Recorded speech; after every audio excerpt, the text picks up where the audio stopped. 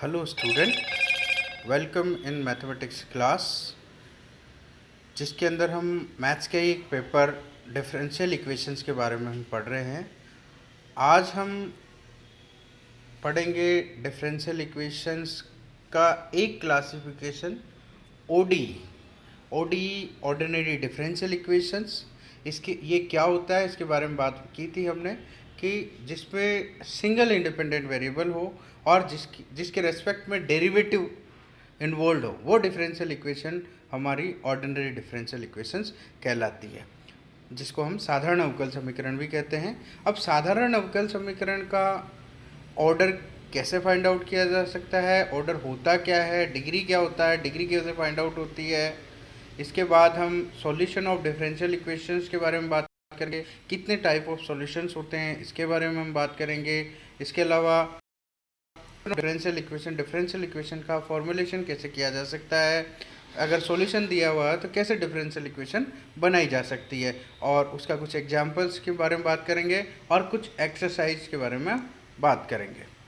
तो हम स्टार्ट करते हैं डिफरेंशियल इक्वेशंस का ऑर्डर क्या होता है। तो ऑर्डर ऑफ डिफरेंशियल इक्वेशन, जैसा कि मैंने स्लाइड्स में लिखा है कि order of highest order derivative involve in a differential equation. Differential equation में जो हाईएस्ट ऑर्डर डेरिवेटिव है उसका ऑर्डर जो है वही ऑर्डर डिफरेंशियल इक्वेशंस का ऑर्डर कहलाता है। उस किसी अवकल समीकरण में उसकी कोटि क्या है, वो डिफरेंशियल इक्वेशंस की कोटि या ऑर्डर कहलाता है। जैसे एग्जाम्पल के तौर पर, ये फर्स्ट एग्जाम्पल में दे रहा हूँ, x one multiple 1 minus x d Y by D x plus x y equal to x sine of x. यहाँ हाइएस्ट ऑर्डर डेरिवेटिव जो है वो है d Y by D x, मतलब वन टाइम ऑर्डर। ठीक है, तो एक ही बार डिफरेंशिएट किया गया है, तो ऑर्डर तो हाईएस्ट ऑर्डर डेरिवेटिव का जो ऑर्डर है वो है हमारा 1, तो डिफरेंशियल इक्वेशंस का ऑर्डर हो गया 1। दूसरा एग्जांपल देखें, double derivative of y with respect to x square plus 2 d Y by D x plus y equal to 0। तो यहाँ डेरिवेटिव देखो d Y by D x है, फिर उसका double derivative of y with respect to x है, तो highest order derivative है double derivative of y with respect to x square.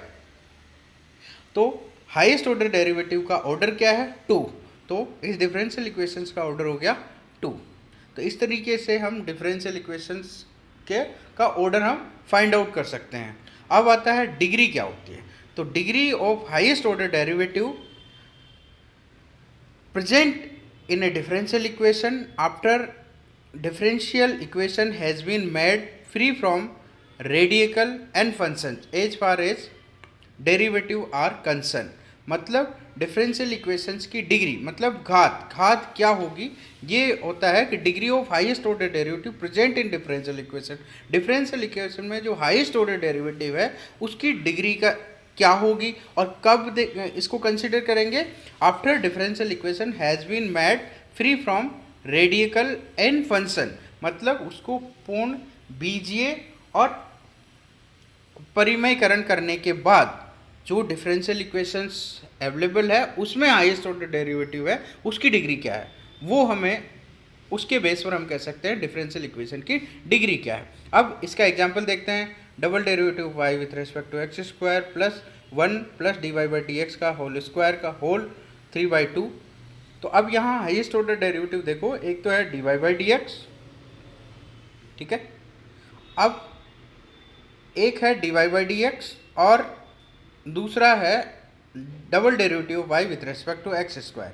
तो y का डबल डेरिवेटिव है, अब इसकी डिग्री यहाँ डायरेक्टली हमारी 1 है, पर क्या कह रहा है कि after free from radical and functions, तो प्रमेय इसका जो पावर्स है इसको हमें मतलब इंटीजर में कन्वर्ट करना है, ये 3/2 पावर है, तो अब इसका स्क्वायर ले लिया जाए, तो स्क्वायर लेने पर ये डबल डेरिवेटिव ऑफ y का स्क्वायर जो है डिग्री जो है इसकी जो पावर है वो 2 हो जाएगी। तो जब हाईएस्ट ऑर्डर डेरिवेटिव की पावर 2 हो जाएगी, मतलब डिग्री 2 हो गई, तो डिफरेंशियल इक्वेशन की भी डिग्री क्या हो जाएगी, 2। तो इसलिए highest order derivative double derivative उसकी डिग्री जो है वो 2 है, तो डिफरेंशियल इक्वेशन की डिग्री भी हमारी 2 हो गई। फिर सेकेंड एग्जाम्पल देखें, double derivative of y with respect to x square की power 2 equal to 1 plus D Y by D X की पावर 2 की होल पावर 3। तो यहाँ कोई भी हम फ्रैक्शन वैल्यू नहीं है, तो अब हाईएस्ट ऑर्डर डेरिवेटिव देखो, double derivative five with respect to x square, इसकी पावर जो है वो 2 है, या कह लीजिए डिग्री जो है वो 2 है, तो डिफरेंशियल इक्वेशन की भी डिग्री क्या हो गई 2। अब एक नोट हमेशा ध्यान रखना है कि केवल अवकलों के संदर्भ में ही समीकरण के परिमेय और पूर्ण बीजीय बनाकर घात ज्ञात करनी है। मतलब जो डेरिवेटिव है उसी को हमें फ्रैक्शन फ्री करना है और उसी को पूर्ण बीजीय बनाना है, उसी का परिमेयकरण करना है। बाकी जैसे कोई कोएफिशिएंट की तो एक्स स्क्वायर है, वाई स्क्वायर है, इसका नहीं करना हमें केवल डेरिवेटिव के बारे में देखना है कि उसका वो फ्रैक्शन फ्री रहना चाहिए, वो पूर्ण बीजीय होना चाहिए और उसका परिमेयकरण करना है। ठीक है। उसके बाद आता है सॉल्यूशन ऑफ डिफरेंशियल इक्वेशन, मतलब अवकल समीकरण का हल क्या होता है और कैसे फाइंड आउट किया जाता है। तो solution of differential equation is a function which is free of derivative of any order and which satisfy the differential equation. मतलब डिफरेंशियल इक्वेशन का सॉल्यूशन एक तरीके से एक फंक्शन है जो कि फ्री फ्रॉम डेरिवेटिव, मतलब जिसमें कोई अवकलज विद्यमान नहीं होगा किसी भी ऑर्डर का, चाहे सिंगल ऑर्डर हो या डबल ऑर्डर हो, या किसी प्रकार का डेरिवेटिव इन्वॉल्व नहीं होगा, और विच सेटिस्फाई द डिफरेंशियल इक्वेशन, जो कि डिफरेंशियल इक्वेशन को सेटिस्फाइड करे। तो एक ऐसा फंक्शन जो कि डेरिवेटिव से फ्री हो और डिफरेंशियल इक्वेशन को सेटिस्फाइड करे, वो होता है डिफरेंशियल इक्वेशंस का सॉल्यूशन। इसको अदर वे में बात करें तो ये और लिखा है an expression of dependent variable in term, dependent variable का एक्सप्रेशन इंडिपेंडेंट वेरिएबल के फॉर्मेट में स्वतंत्र चर का एक एक्सप्रेशन जो कि इंडिपेंडेंट फॉर्मेट में हो, उसको भी हम सॉल्यूशन कहते हैं। जैसे y equal to f x एक फंक्शन है और इसमें कोई डेरिवेटिव इन्वॉल्व नहीं है और ये जो गिवन डिफरेंशियल इक्वेशंस को सेटिस्फाइड करता है, तो ये सॉल्यूशन हो जाएगा। अब बात करते हैं, जब भी हमने छोटी क्लास में हमने जब इंटीग्रेशन और डिफरेंशिएशन हमें सिखाया जाता है तो उसमें हमें एक टर्म आती है कांस्टेंट ऑफ इंटीग्रेशन। वो क्या होता है और उसकी क्यों जरूरत पड़ रही है। तो dy by D x equal to cot of x एक डिफरेंशियल इक्वेशन है। इसका अगर इंटीग्रेशन करते हैं दोनों साइड में तो dy बाई डी एक्स का इंटीग्रेशन, इसका इंटीग्रेशन हो जाएगा y और कोट ऑफ एक्स का हो जाएगा log ऑफ x। प्लस में यहाँ पे c यूज किया गया है, जो c यूज किया प्लस c यूज किया गया वो है कांस्टेंट ऑफ इंटीग्रेशन।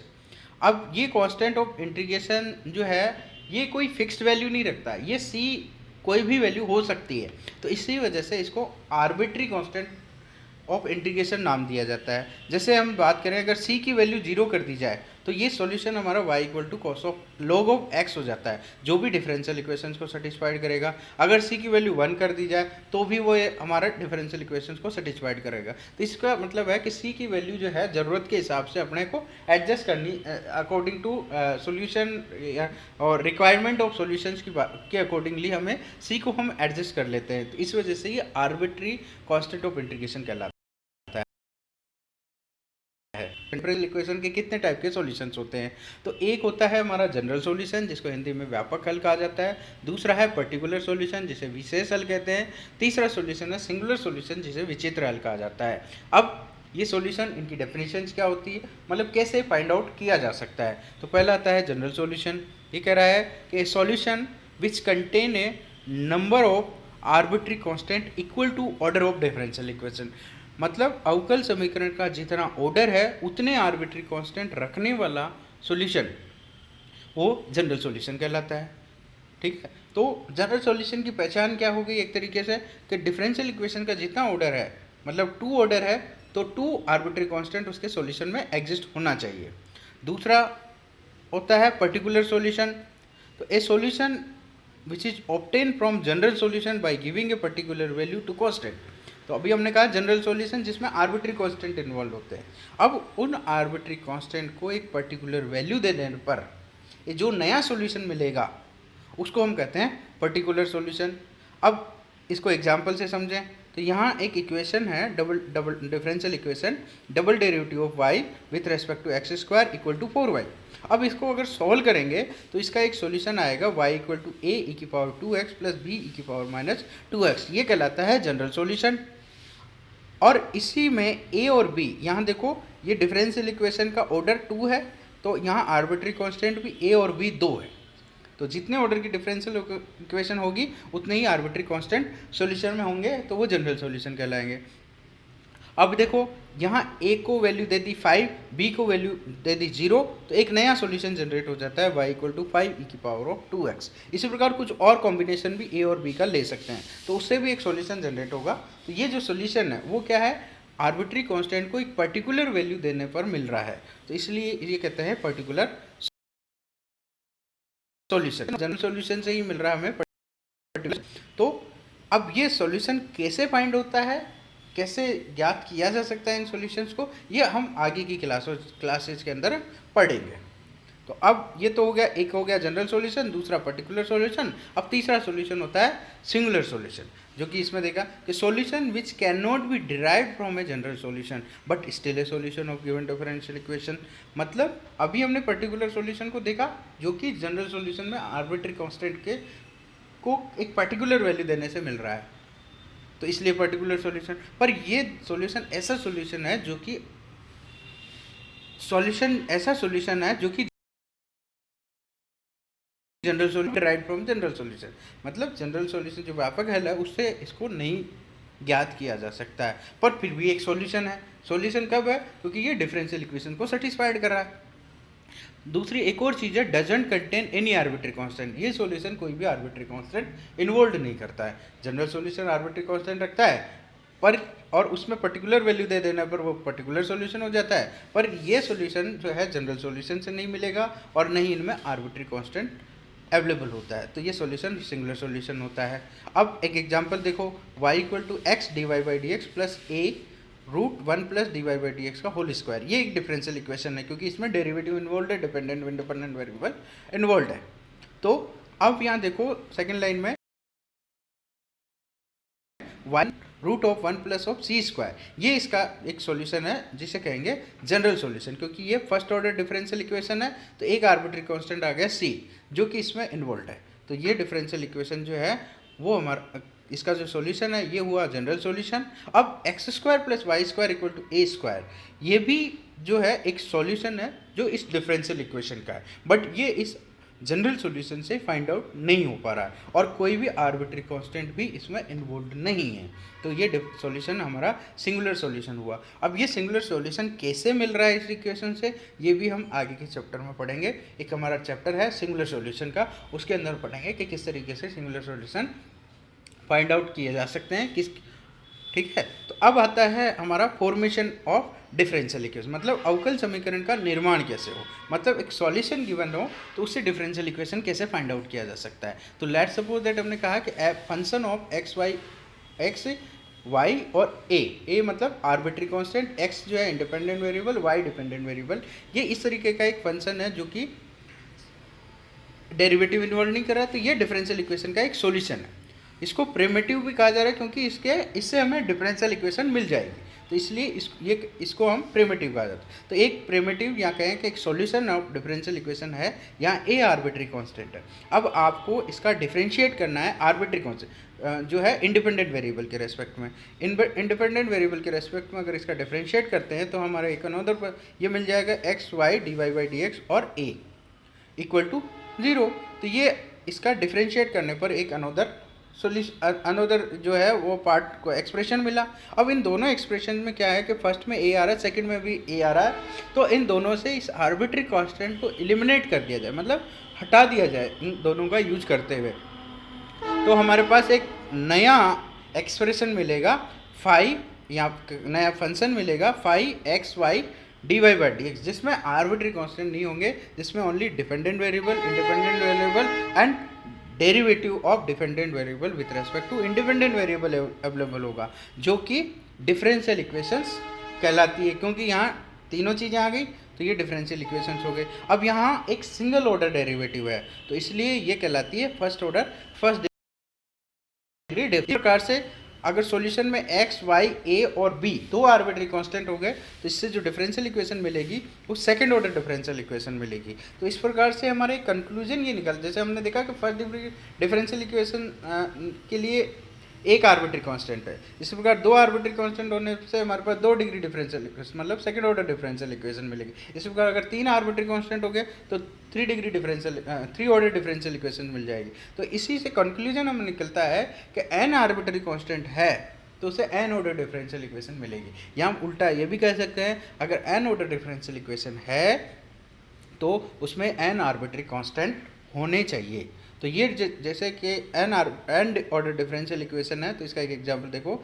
इसको इस तरीके से रिप्रेजेंट किया जा सकता है, फाई x जो है independent variable, y dependent variable और इसके n ऑर्डर डेरिवेटिव इसमें इन्वॉल्व है। मतलब n ऑर्डर में से जरूरी नहीं है सारे हों, मतलब हाईएस्ट ऑर्डर डेरिवेटिव उसमें आ जाए तो वो n ऑर्डर डिफरेंशियल इक्वेशन हो जाता है। अब फॉर्मेशन ऑफ डिफरेंशियल इक्वेशन इस तरीके से हुआ। तो अब हमारे पास इसको एग्जाम्पल के थ्रू देखते हैं कि हमारे पास एक सॉल्यूशन दिया हुआ हो तो उसे डिफरेंशियल मिलती है। तो हम देखो ये एक एग्जाम्पल है, वो कह रहा है कि form the differential equation of simple harmonic motion given by x equal to a cos of n t plus of alpha. तो ये एक सिंपल हार्मोनिक मोशन गिवन है, इससे आपको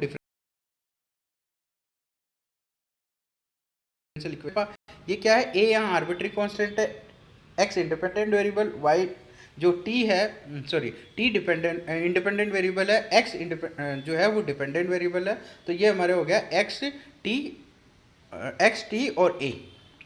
तो ये हमारा एक सॉल्यूशन हो गया, आर्बिट्री कांस्टेंट इन्वॉल्व हो गया तो ये सॉल्यूशन हो गया। अब इसका डिफरेंशिएट करेंगे with respect to independent variable t, तो ये हो गया dx dt equal to minus of n a sine of n t plus of alpha. फिर अगेन यहाँ आर्बिट्री कांस्टेंट है, अगेन डिफरेंशिएट किया डबल, तो ये हुआ double derivative of x with respect to t square equal to minus n square a cos of n t plus of alpha.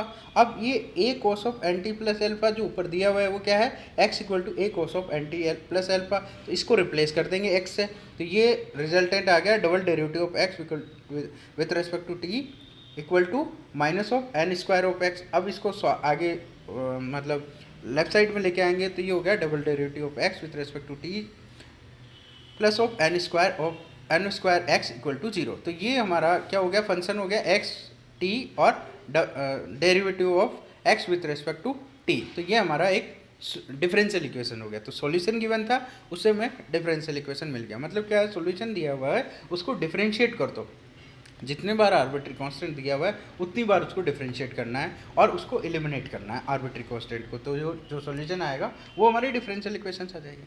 एक और example देखो, find the differential equation of all the curve of radius A. Radius मतलब differential equation of all the circle of radius of A, वो सारे circle जिनका radius ए है उससे generate होने वाली डिफरेंशियल इक्वेशंस आपको फाइंड आउट करनी है। तो वो सारे सर्किल जिनकी रेडियस ऑफ ए है तो उसको फैमिली ऑफ सर्किल कहा जाएगा, जिसको हम इस तरीके से रिप्रेजेंट करेंगे, x माइनस ऑफ एच का whole square plus of y minus of k का whole square equal to a square. यहाँ h और k जो है वो सेंटर कोऑर्डिनेट ऑफ सर्किल है और a जो है वो रेडियस है। अब h और k की वैल्यू चेंज करेंगे तो उसी के अकॉर्डिंग जो है वो सर्किल चेंज होता जाएगा। तो ये सारे सर्किल को इसके द्वारा रिप्रेजेंट किया जा सकता है। तो ये फैमिली ऑफ सर्किल हो गया जिनका रेडियस a है। अब इसका आप डिफरेंशिएट करोगे x के रेस्पेक्ट में तो ये आएगा 2 आगे आ गया 2x minus of H plus 2y minus of K D Y by D X. अब फिर अगेन इसका डिफरेंशिएट करेंगे तो ये हो जाएगा x माइनस ऑफ एच का जो मतलब 2 कॉमन लेकर के हटा दिया, फिर अगेन डिफरेंशिएट करेंगे x के रेस्पेक्ट में तो ये x के रेस्पेक्ट में हुआ तो 1 plus D Y by Y minus of K double derivative of y with respect to x square plus D Y by D x का होल स्क्वायर इक्वल टू 0। अब इससे क्या करेंगे, एक h और k को एलिमिनेट करना है हमारी मेन जो इक्वेशन 1 है उसमें से। तो हम क्या करेंगे, इससे y माइनस के फाइंड आउट कर लें और ये y माइनस के की जो वैल्यू उठा करके इक्वेशन नंबर 2 में पुट करेंगे तो इससे x माइनस ऑफ h की वैल्यू मिल जाएगी। तो ये इस प्रकार से x माइनस ऑफ h की वैल्यू आ गई। तो 1 plus of d Y by D x का whole square multiple of d Y by D x upon double derivative of y with respect to x square. तो x minus of h equation 5 से मिल गया और Y minus of के जो है वो equation 4 में मिल गया। दोनों का एक्स माइनस ऑफ एच और वाई माइनस के दोनों का यूज़ करते हुए इक्वेशन 1 में पुट करा तो ये हमारे पास आर्बिट्री कांस्टेंट जो है एच और के वो हट गया, क्योंकि एच और के की वैल्यू जो चेंज करते जाएंगे तो यहाँ वैल्यू चेंज होते ही सर्किल चेंज हो रहा है। तो ये आर्बिट्री सॉरी, तो ये जो है वो डिफरेंशियल इक्वेशन के लिए कांस्टेंट है। तो इन कांस्टेंट को एलिमिनेट करना, तो दो आर्बिट्री कांस्टेंट हो गए, तो दो ऑर्डर की हमारे पास डिफरेंशियल इक्वेशन हमारे को देखो ये मिल गई। 1 plus D Y by D x का whole square is 3 equal to a square plus double derivative of y with respect to x का होल स्क्वायर। तो ये हमारा सेकंड ऑर्डर डिफरेंशियल इक्वेशन मिल गया। तो इस प्रकार से हमने पढ़ा कि डिफरेंशियल इक्वेशंस का ऑर्डर क्या है, कैसे फाइंड आउट किया जाता है, फिर डिग्री क्या है, डिग्री कैसे फाइंड आउट की जा सकती है, उसकी टाइप ऑफ सॉल्यूशंस क्या है, कौन कौन से सॉल्यूशंस हैं, किस तरीके से जो है उनका क्लासिफिकेशंस है, और उसके बाद जो है